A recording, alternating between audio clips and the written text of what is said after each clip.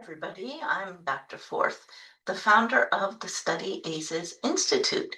In addition to my many years of experience in the academic support space, I've also been a college professor, uh, mostly covering health sciences materials since about 2007, things like anatomy and physiology, pathology, biology, and so forth.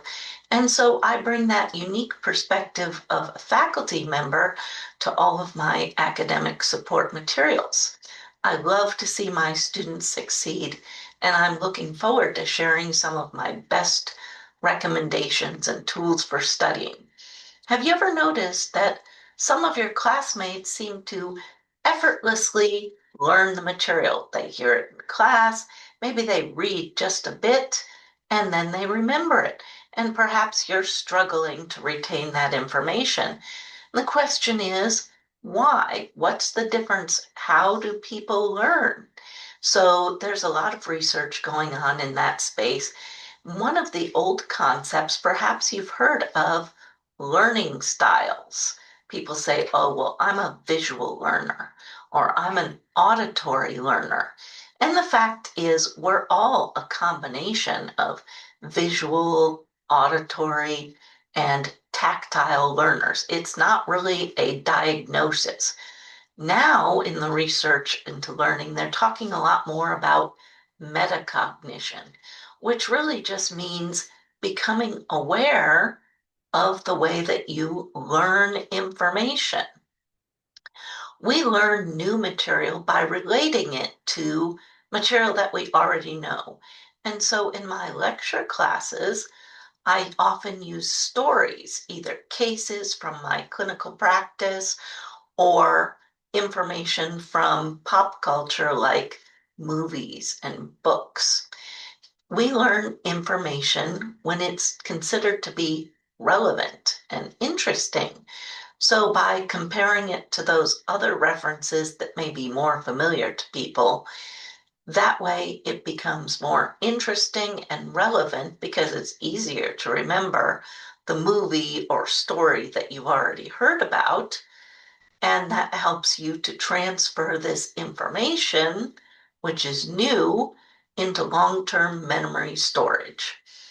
Learning is not just about studying or different ways to study, finding the very best notes. Every college bookstore seems to have note cards available, uh, pre-made note cards often for the different subjects. And there's no such thing as the magic note cards that are going to help you get an A in the class.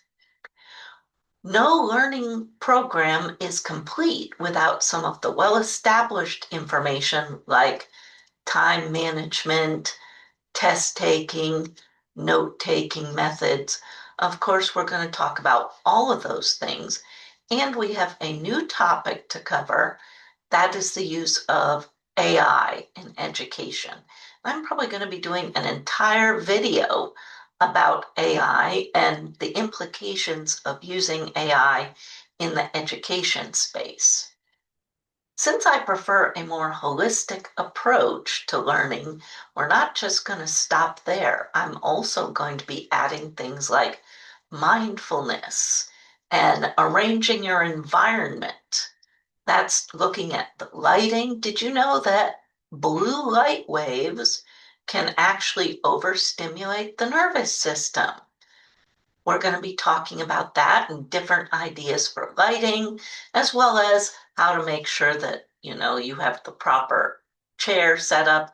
Make sure that your notes are not down in your lap so that you're constantly tipping your head down. Yes, text neck is a real thing. It's not just for use of phones and tablets.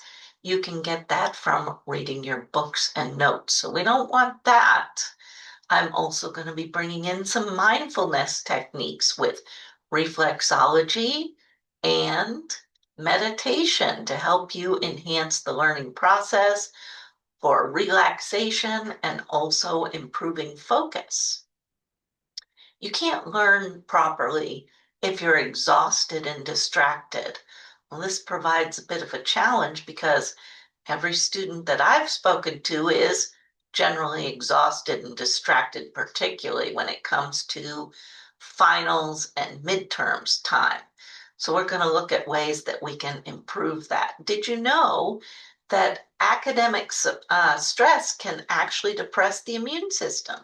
It makes it easier for you to get sick.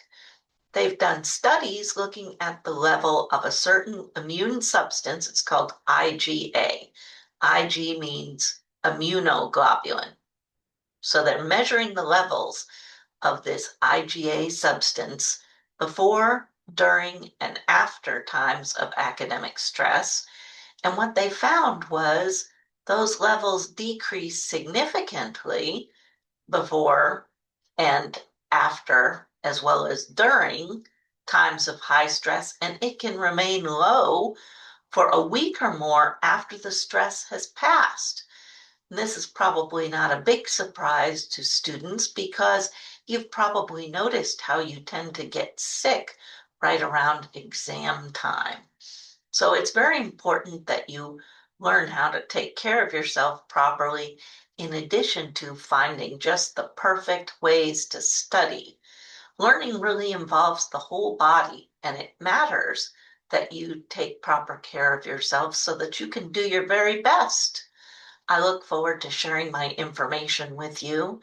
I have a new program that I've put together called Studenting with Flair. I have linked it below so that you can check that out.